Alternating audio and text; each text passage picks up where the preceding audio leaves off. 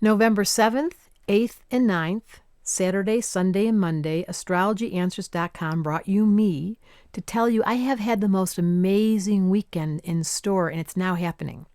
So I've been teaching astrology. There's a beginner class, there's an intermediate class, and then there's the advanced class.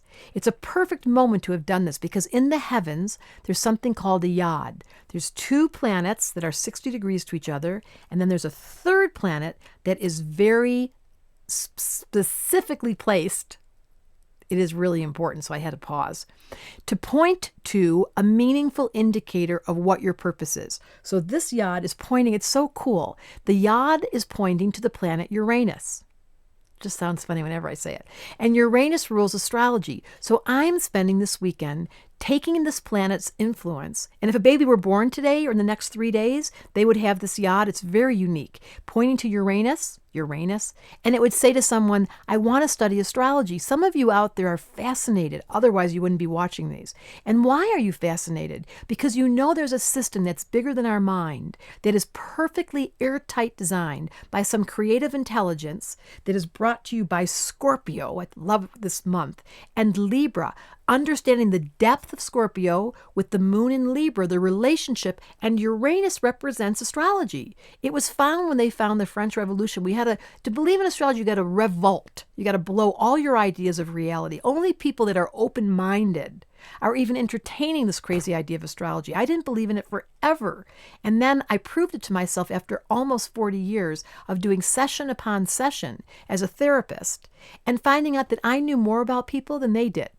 So when I do a reading, often when I finish, they'll say to me, I feel funny. It's like you know me better than I do. Yes, because Uranus is the planet that describes revolting out of the box, believing in a creative intelligence, looking at someone's chart, which is what we're doing. It's such a great weekend, and being able to decide, how do I help you fall in love with you?